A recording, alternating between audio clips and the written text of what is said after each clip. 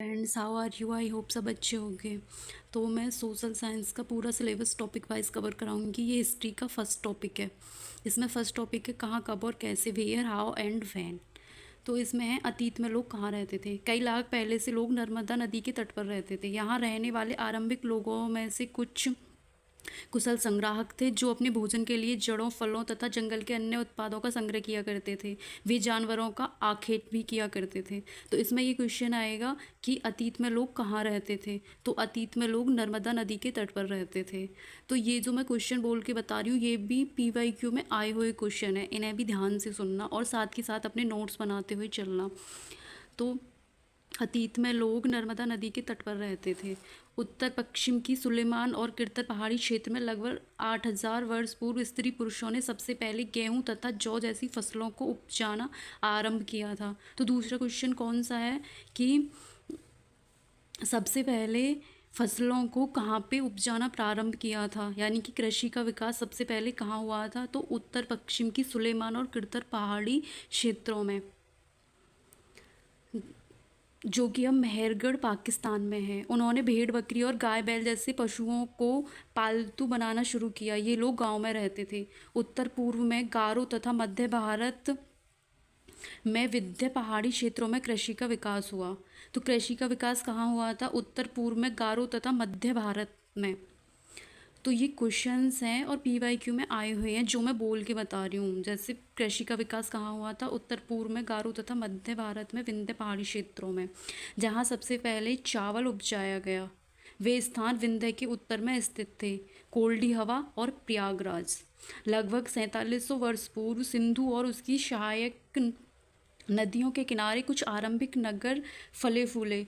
तो आरंभिक नगर कहाँ पे फले फूले? आरंभिक नगरों का विकास कहाँ पे हुआ था? 4700 वर्ष पूर्व सिंधु और उसकी सहायक नदियों के किनारे। गंगा व इसकी सहायक नदियों के किनारे तथा समुद्र तटवर्ती इलाकों में नगरों का विकास हुआ। नगरों का विकास कहाँ पे हुआ था? गंगा एवं इसकी सहायक नदियों के किनारे। गंगा के दक्षिण में इसकी सहायक सोन नदी के आसपास का क्षेत्र प्राचीन काल में मगध विहार नाम से जाना जाता था। इसके शासक बहुत शक्तिशाली थे और उन्होंने एक विशाल राज्य स्थापित किया। तो अगला है देश का नाम। अपने देश के लिए हम प्राय इंडिया तथा भारत जैसे नामों का प्रयोग करते हैं। तो हम अपने देश के लिए किस नाम का प्रयोग करते हैं? इंडिया और भारत।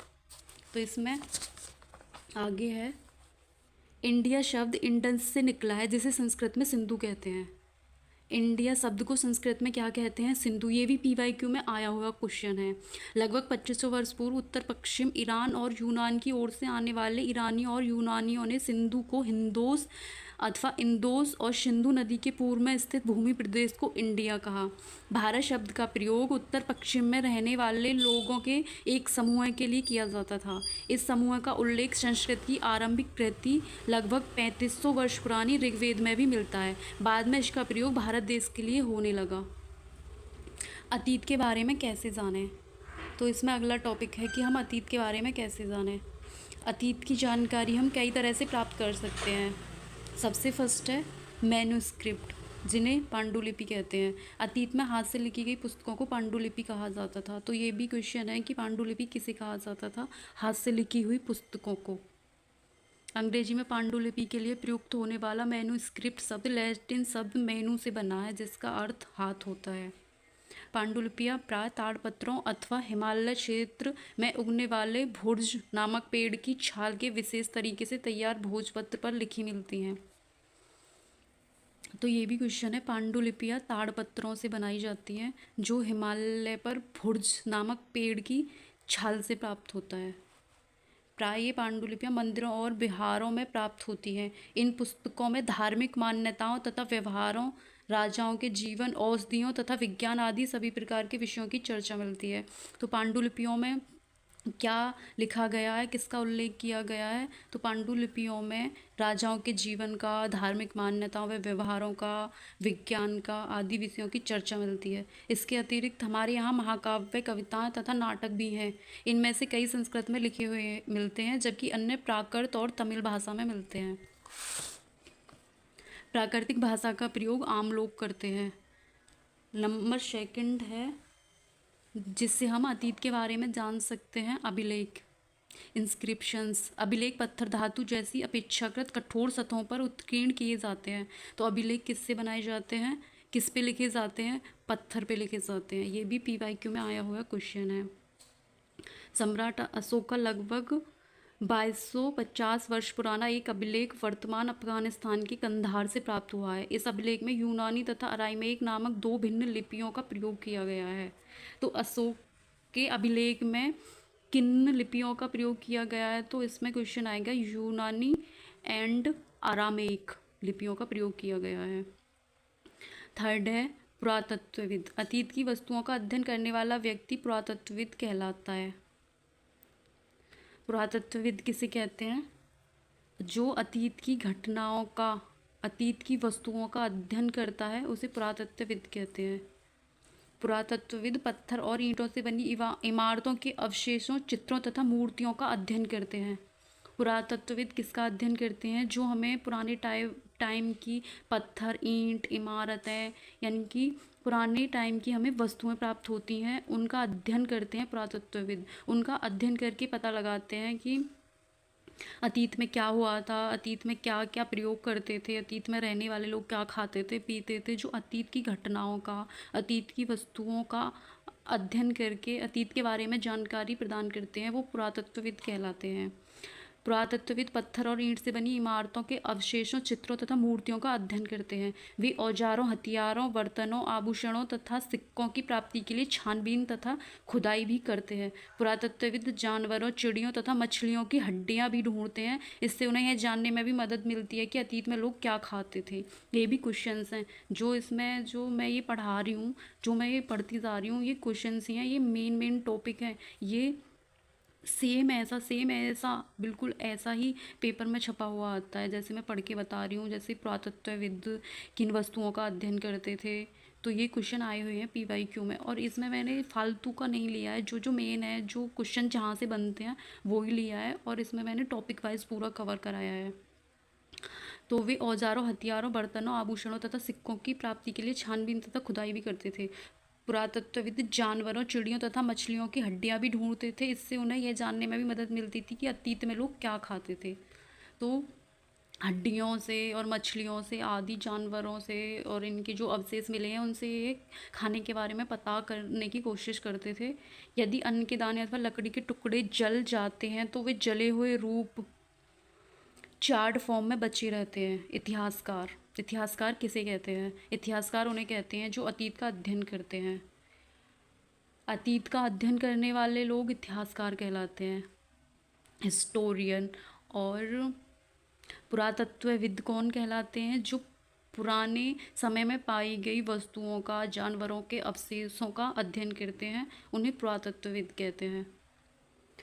तो पुरातत्वविद द्वारा प्राप्त स्रोतों की सहायता से इतिहासकार धीरे धीरे अतीत का पुनर्निर्माण करते जाते हैं। अतीत में पशुपालकों अथवा कृषकों का जीवन राजाओं तथा रानियों के जीवन से तथा व्यापारियों का जीवन शिल्पकारों के जीवन से बहुत भिन्न था। उस समय शासक अपनी विजयों का लेखा जोखा रखते थे, जबकि शिकारी, मछुआरे, संग्राहक, कृषक अथवा पशुपालक जैसे आम आदमी प्राय अपने कार्यों का लेखा जोखा नहीं रखते थे। तो इसमें बताया गया है कि जो राजा लोग होते थे वो अपने कार्यों का, अपनी हर एक बात को लिख लेते थे, और जो मछुआरे, शिकारी और आदि लोग होते थे वो अपनी बातों को, अपने कामों को या अपने बारे में नहीं लिखते थे। उनके बारे में कोई लिखित सामग्री प्राप्त नहीं हुई है। तो इतिहास और तिथियां अगला टॉपिक है। इसमें वर्तमान समय में वर्ष की गणना ईसाई धर्म प्रवर्तक ईसा मसीह के जन्म की तिथि से की जाती है। तो वर्ष की गणना किससे की जाती है, ईसाई धर्म के प्रवर्तक ईसा मसीह की जन्म की तिथि से की जाती है। अतः 2023 वर्ष कहने का तात्पर्य है ईसा मसीह के जन्म के 2023 वर्ष के बाद से है। यानी कि जब से ईसा मसीह का जन्म हुआ है उसके बाद से हम वर्षों को गिनते हैं। उसके बाद से ये 2011, 12, 2023, 1, ये सारे ईसा मसीह के बाद से स्टार्ट हुआ था वर्ष। भारत में तिथियों के इस रूप का प्रयोग लगभग 200 वर्ष पूर्व आरंभ हुआ था। BC हिंदी में ईसा पूर्व का तात्पर्य बिफोर क्रिस्ट, ईसा पूर्व होता है। इसका तात्पर्य ईसा मसीह के जन्म से पूर्व होता है। बीसी का मतलब होता है जो ईसा मसीह के जन्म से पहले हुआ था, ईसा पूर्व, बिफोर क्रिस्ट। एडी, बीसी और एडी की फुल फॉर्म भी पूछी जाती है और ये भी पूछा जाता है कि इनके बारे में बताइए। जैसे बीसी का मतलब होता है ईसा पूर्व, बिफोर क्रिस्ट। एडी का मतलब होता है एनो डोमिनी। तो ये भी बहुत मेन है और ये भी कई बार पीवाईक्यू में देखना, आप लोग पीवाईक्यू पढ़ना, ये भी कई बार एग्ज़ाम में आ चुके हैं। एडी का मतलब है हिंदी में ईस्वी का तात्पर्य एनो डोमिनी होता है। यह दो लैटिन शब्दों से बना है तथा इसका तात्पर्य ईसा मसीह के जन्म के वर्ष से है। कभी कभी एडी की जगह सीई भी लिख देते हैं जिसकी फुल फॉर्म है कॉमन एरा, तथा बीसीई बिफोर कॉमन एरा का प्रयोग होता है। कभी कभी अंग्रेजी के बीपी अक्षरों का प्रयोग होता है जिसका तात्पर्य बिफोर प्रेजेंट, यानी कि वर्तमान से पहले है। तो इसका ये पहला टॉपिक हिस्ट्री का कब, कहाँ और कैसे यहीं पे ख़त्म होता है और इसी में से पूरा, अब इस टॉपिक को कहीं और पढ़ने की ज़रूरत नहीं है, इसमें से देख के आप नोट्स बना लीजिए। पूरा इस टॉपिक का पूरा मेन जो क्वेश्चंस हैं वो मैंने इसी में लिख लिए थे, मतलब इस टॉपिक में से आएंगे। तो आप इस टॉपिक को ही पढ़ लेंगे तो आपका फर्स्ट टॉपिक कवर हो जाएगा। इसको पढ़ के आप पीवाईक्यू लगाइए और मैं पीवाईक्यू करवा दूँगी। मेरे साथ जुड़े रहिए, मेरे चैनल को सब्सक्राइब कर लीजिए, लाइक कर दीजिए और शेयर कर दीजिए। मैं आपको सारे नोट्स कराऊंगी। अब ये हिस्ट्री का फर्स्ट टॉपिक है और मैं टॉपिक वाइज कराऊंगी। सो फ्रेंड्स, मेरे चैनल को सब्सक्राइब कीजिए और मेरी वीडियो को लाइक कीजिए ताकि मुझे भी मोटिवेशन मिले और मैं आपको और वीडियो शेयर कर सकूं और अपनी सारी नोट्स आपके साथ शेयर कर सकूं। तो इसका ये हिस्ट्री का फर्स्ट टॉपिक यहीं पे ख़त्म होता है। आप नोट्स बना लीजिए, मैं अब भी कह रही हूँ, दोबारा कह रही हूँ आपसे, और मैं बार बार यही कहूँगी कि आप नोट्स बना लीजिए। ये एनसीईआरटी की बुक्स में से लिए गए टॉपिक हैं जो कि इसका हमारे सीटेट में एनसीईआरटी ही पूछी जाती है। एनसीईआरटी में से ही एज टू एज क्वेश्चंस हमारे एग्ज़ाम में आते हैं, जो कि इसका फर्स्ट चैप्टर है क्लास 6 का हिस्ट्री का कब, कहाँ और कैसे। ये पूरा चैप्टर जो मैंने इसमें जो मेन है, जो क्वेश्चंस आ सकते हैं, जो क्वेश्चंस बनते हैं जहाँ से, वो मैंने इसमें लिख लिए थे, तो वो मैंने आपको करा दिए। तो ये फर्स्ट टॉपिक यहीं पे ख़त्म होता है। सो थैंक यू वीडियो देखने के लिए एंड लाइक शेयर और subscribe my channel. Thank you.